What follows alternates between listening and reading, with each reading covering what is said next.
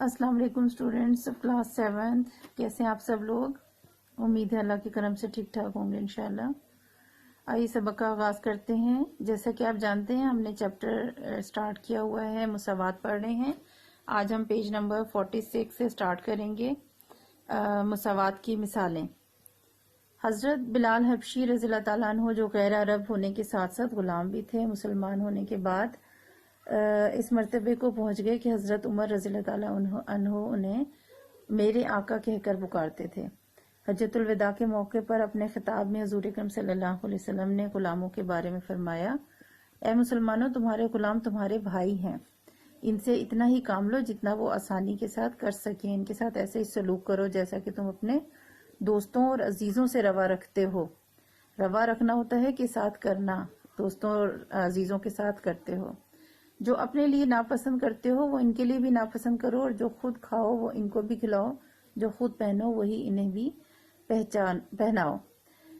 اس مثال میں آپ یہ دیکھیں کہ غلاموں کے ساتھ بھی مساوات کا سلوک کرنا چاہیے۔ حضور صلی اللہ علیہ وسلم نے خود عمل کر کے یہ دکھایا، اور ان کی مثال موجود ہے تمام صحابہ کرام بھی۔ حضرت بلال کو گو کہ وہ غلام تھے اور غیر عرب سے تھے، لیکن اس کے باوجود ان کی رسپیکٹ اتنی زیادہ کرتے تھے، اتنی عزت کرتے تھے کہ انہیں میرے آقا کہہ کر پکارتے تھے۔ اور آپ نے خطبے میں یہی فرمایا کہ اپنے لیے جو پسند کرتے ہو وہی اپنے غلام کے لیے بھی پسند کرو، اور جیسا خود کھاتے ہو ویسے انہیں کھلاؤ۔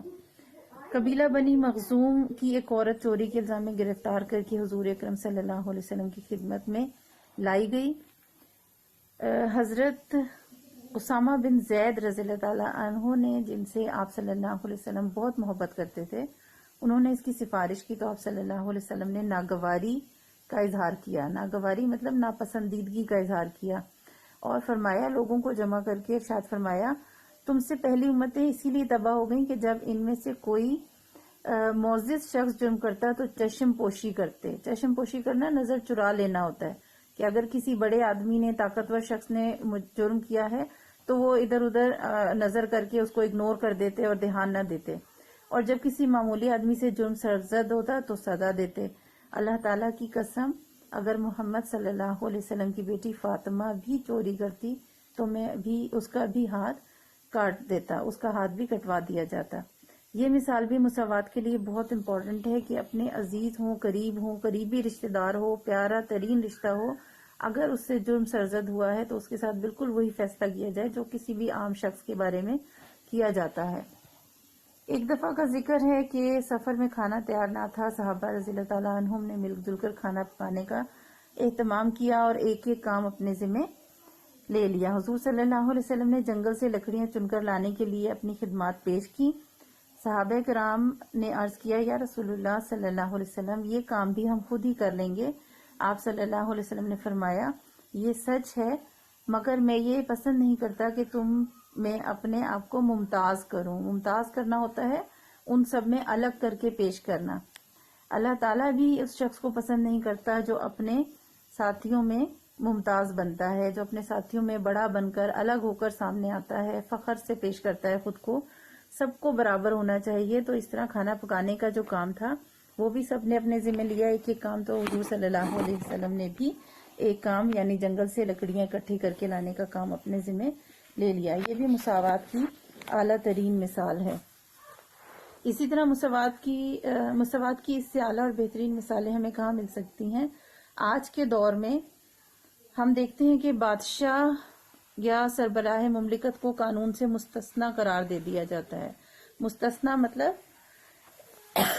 ایسا شخص جس کے اوپر قانون لاگو نہیں ہوتا، اس کے اوپر قانون کی کوئی امپلیمنٹیشن نہیں ہو سکتی۔ دنیا کی کوئی عدالت اس کے خلاف مقدمہ قائم نہیں کر سکتی، جبکہ دین اسلام میں ایسا کوئی تصور موجود نہیں۔ حضرت ابوبکر صدیق رضی اللہ تعالیٰ عنہ کو بیت المال سے ایک عام مسلمان کے برابر تنخواہ ہی ملتی تھی۔ آج کل کے دور میں حکمران ہوں، بادشاہ ہوں، ان کے اوپر کوئی قانون لاگو نہیں ہوتا، وہ جو چاہے کریں، جیسے چاہے کریں، کوئی ان کے اوپر مقدمہ نہیں بنا سکتا۔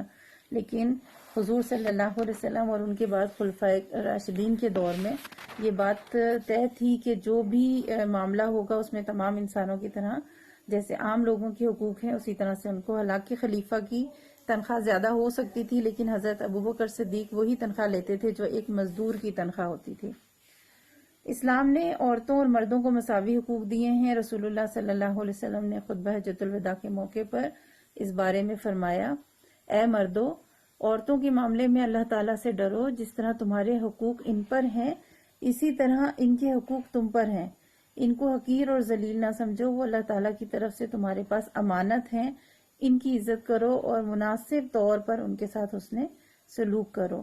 جو عرب میں خواتین کے ساتھ ظلم و زیادتی ہوتی تھی اور حقیر سمجھا جاتا تھا، ان سے پہلے، اسلام سے پہلے جو تصور تھا، اور دیگر قوموں میں بھی عورتوں کے ساتھ برا سلوک کیا جاتا تھا، لیکن دین اسلام نے اس بات کو ناپسند کیا اور عورتوں کے بالکل برابر حقوق رکھے ہیں جیسے مردوں کے حقوق ہیں۔